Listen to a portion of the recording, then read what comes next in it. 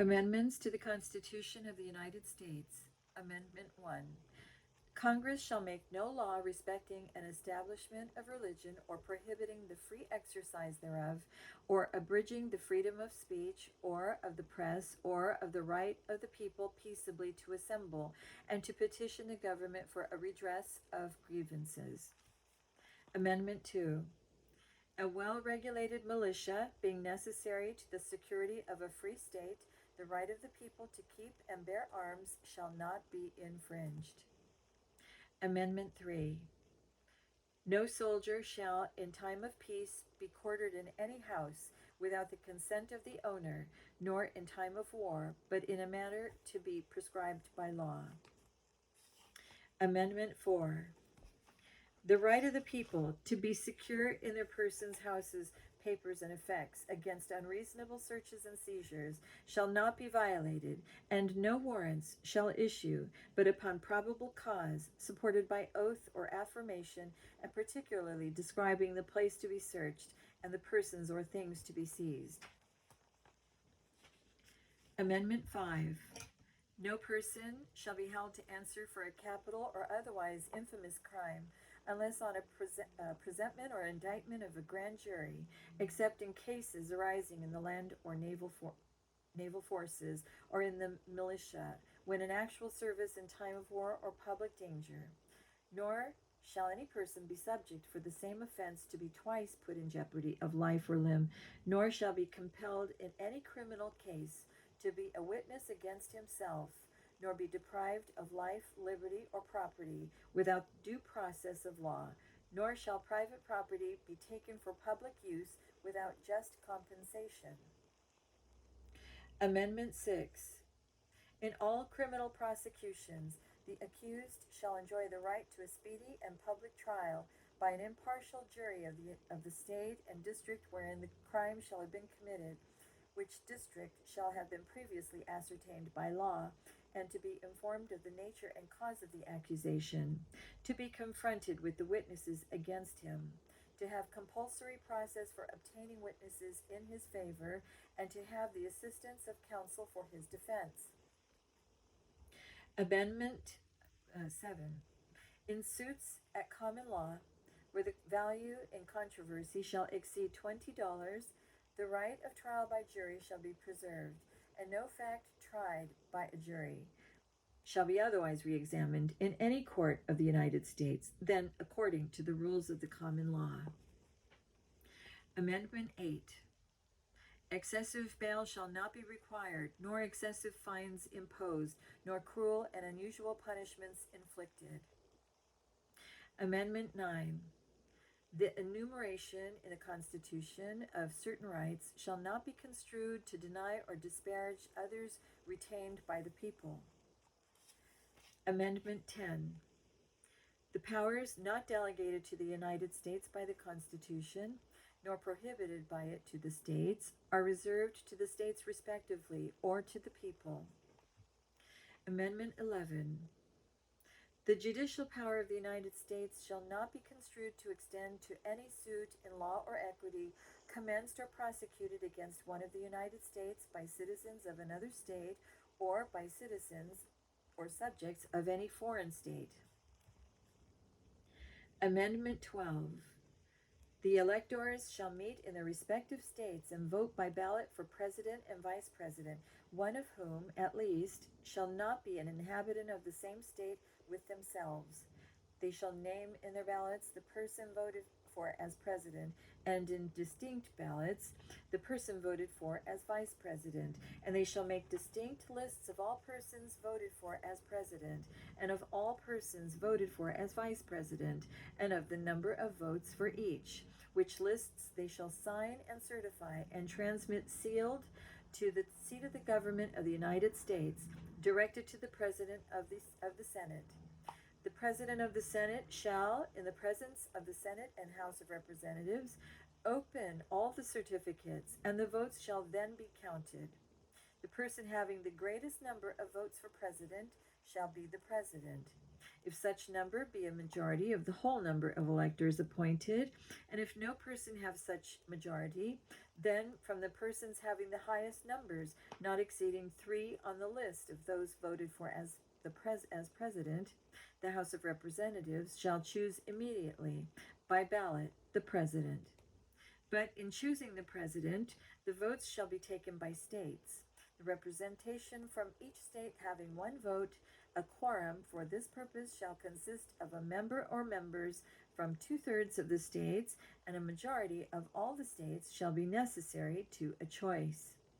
And if the House of Representatives shall not choose a president, whenever the right of choice shall devolve upon them, before the 4th day of March next following, then the vice president shall act as president, as in case of the death or other constitutional disability of the president. The person having the greatest number of votes as vice president shall be the vice president. If such numbers be a majority of the whole number of electors appointed, and if no person have a majority, then from the 2 highest numbers on the list, the Senate shall choose the vice president. A quorum for the purpose shall consist of 2/3 of the whole number of senators, and a majority of the whole number shall be necessary to a choice. But no person constitutionally ineligible to the office of the president shall be eligible to that of vice president of the United States. Amendment 13. Section 1. Neither slavery, nor involuntary servitude, except as a punishment for crime whereof the party shall have been duly convicted, shall exist within the United States, or any place subject to their jurisdiction. Section 2.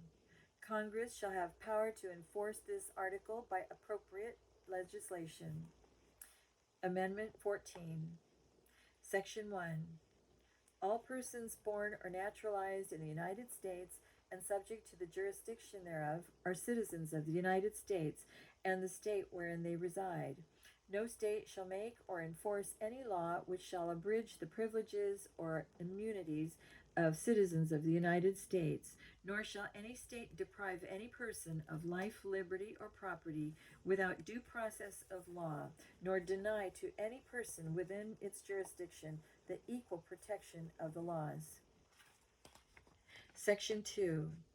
Representatives shall be apportioned among the several states according to their respective numbers, counting the whole number of persons in each state, excluding Indians not taxed. But when the right to vote at any election for the choice of electors for president and vice president of the United States, representatives in Congress, the executive and judicial officers of a state, or the members of the legislature thereof, is denied to any of the male inhabitants of such state, being 21 years of age, and citizens of the United States, or in any way abridged, except for participation in rebellion or other crime, the basis of representation therein shall be reduced in the proportion which the number of such male citizens shall bear to the whole number of male citizens 21 years of age in such state. Section 3. No person shall be a senator or representative in Congress, or elector of president and vice president, or hold any office, civil or military, under the United States, or under any state, who having previously taken an oath as a member of Congress, or as an officer of the United States, or as a member of any state legislature, or as an executive or judicial officer of any state, to support the Constitution of the United States, shall have engaged in insurrection or rebellion against the same, or given aid or comfort to the enemies thereof. But Congress may, by a vote of 2/3 of each house, remove such disability. Section 4. The validity of the public debt of the United States authorized by law, including debts incurred for payment of pensions and bounties for services in suppressing insurrection or rebellion, shall not be questioned. But neither the United States nor any state shall assume or pay any debt or obligation incurred in aid of insurrection or rebellion against the United States, or any claim for the loss of emancipation of any slave. But all such debts, obligations, and claims shall be held illegal and void. Section 5. The Congress shall have the power to enforce, by appropriate legislation, the provisions of this article. Amendment 15, Section 1. The right of citizens of the United States to vote shall not be denied or abridged by the United States or by any state on account of race, color, or previous condition of servitude. Section 2. The Congress shall have the power to enforce this article by appropriate legislation. Amendment 16. The Congress shall have power to lay and collect taxes on incomes from whatever source derived, without apportionment among the several states, and without regard to any census or enumeration. Amendment 17.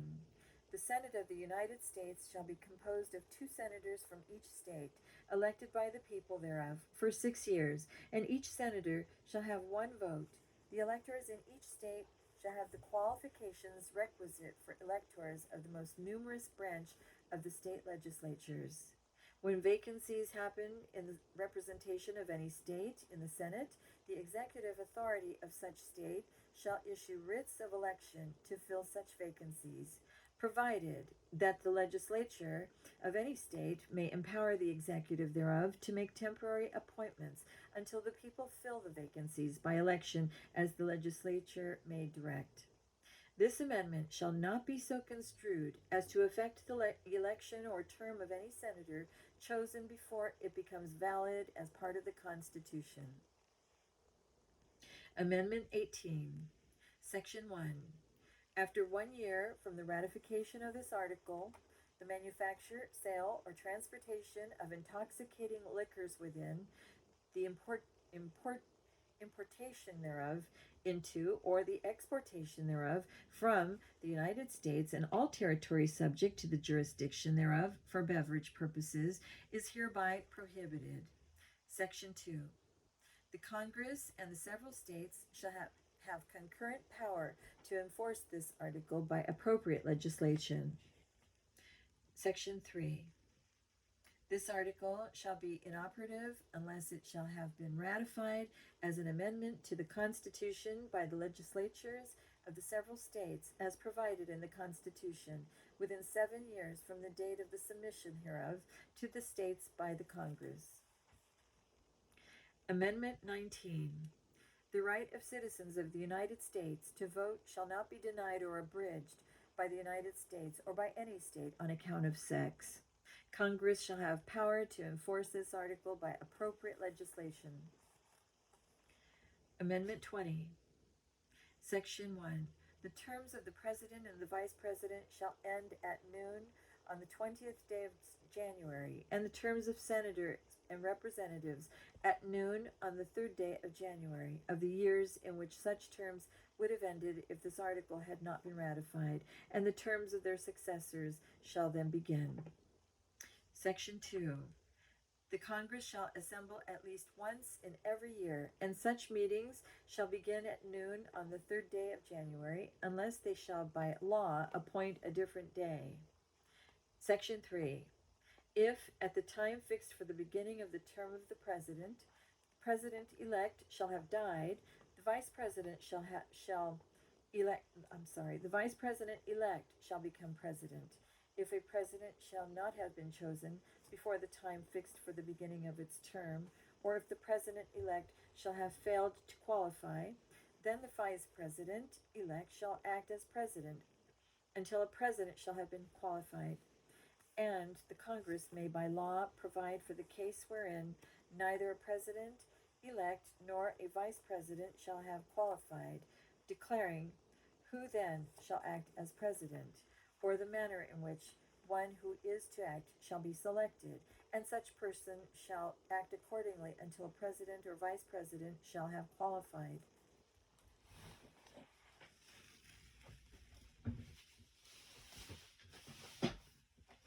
I'm going to pause here for a moment because I think I left something on the stove. I will be right back.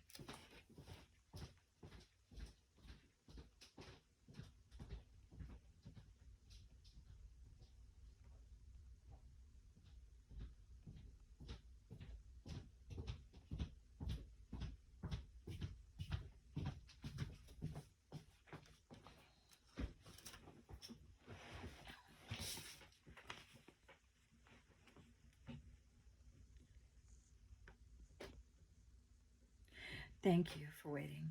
Section 4.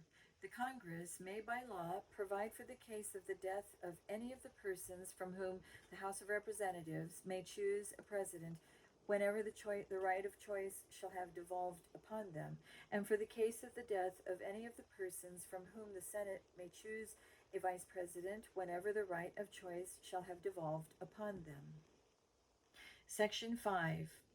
Sections 1 and 2 shall take effect on the 15th day of October following the ratification of this article. Section 6. This article shall be inoperative unless it shall have been ratified as an amendment to the Constitution by the legislatures of 3/4 of the several states within 7 years from the date of its submission. Amendment 21. Section 1. The 18th article of amendment to the Constitution of the United States is hereby repealed. Section 2. The transportation or importation into any state, territory, or possession of the United States for delivery or use therein of intoxicating liquors in violation of the laws thereof is hereby prohibited. Section 3. This article shall be inoperative unless it shall have been ratified as an amendment to the Constitution by conventions in the several states as provided in the Constitution within 7 years from the date of the submission hereof to the states by the Congress. Amendment 22. Section 1. No person shall be elected to the office of the President more than twice, and no person who has held the office of President or acted as President for more than 2 years of a term to which some other person was elected President shall be elected to the office of President more than once. But this article shall not apply to any person holding the office of President when this article was proposed by Congress, and shall not prevent any person who may be holding the office of President or acting as President during the term within which this article becomes operative from holding the office of President or acting as President during the remainder of such term. Section 2.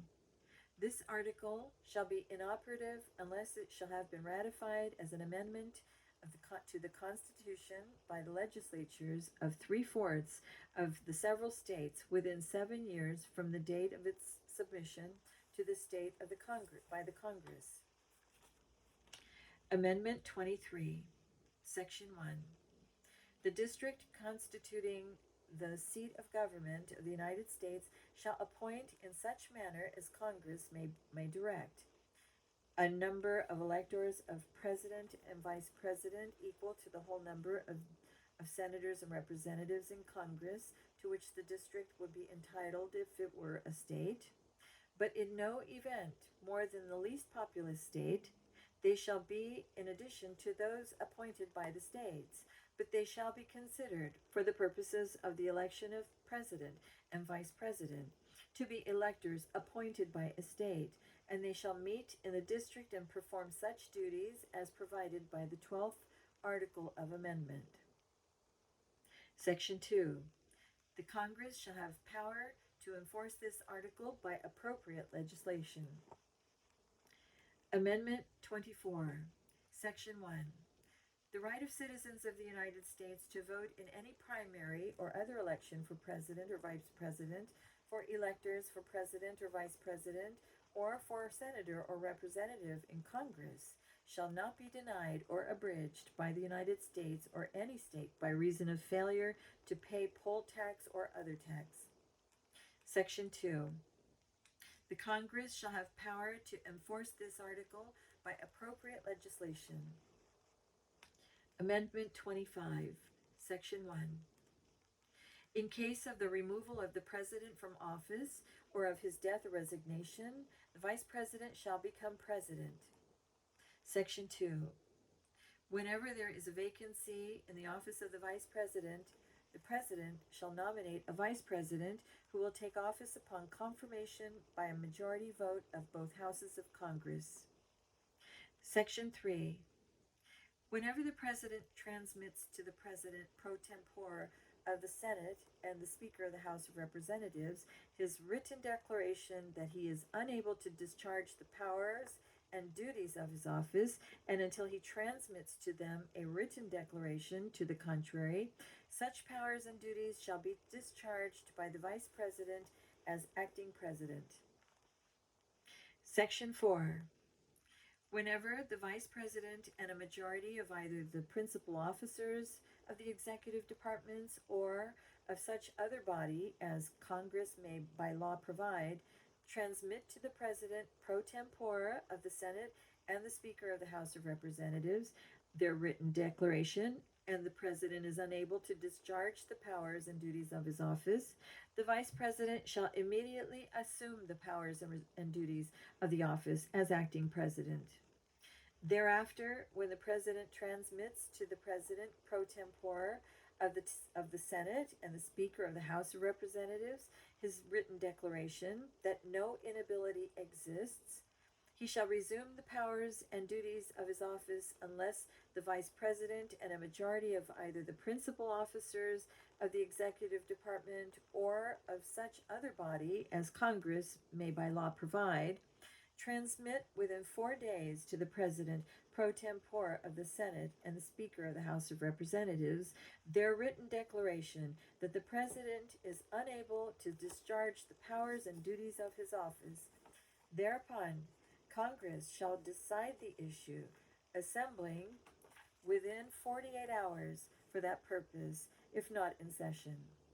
If the Congress, within 21 days after receipt of the latter written declaration, or if Congress is not in session within 21 days after Congress is required to assemble, determines by 2/3 vote of both houses that the President is unable to discharge the powers and duties of his office, the Vice President shall continue to discharge the same as acting President. Otherwise, the President shall resume the powers and duties of his office.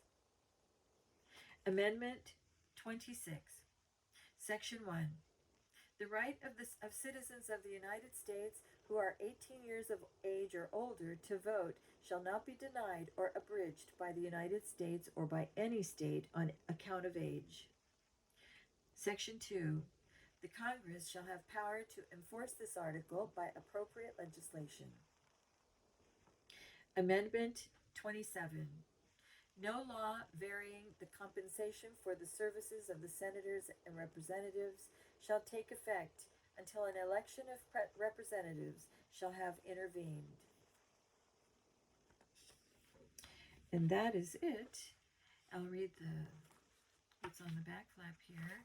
It says the Heritage Foundation Leadership for America, more than 389,000 individual members, along with hundreds of corporations and private foundations, have joined Heritage. They stay with us year after year because they share our vision for America. The Heritage Foundation is committed to building an America where freedom, opportunity, prosperity, and civil society flourish. If this captures your vision for America, please join us and help make that vision a reality. Heritage is a nonprofit, tax-exempt organization, so your donations are tax deductible. If you'd like to join the Heritage Foundation, please sign up online at heritage.org/membership or fill out the information below and on the following page and mail to Membership, the Heritage Foundation, 214 Massachusetts Avenue, Northeast, Washington, D.C., 20002. Okay, so that covers that. And I thank you for listening. We will begin again next time with the Declaration of Independence. Good night.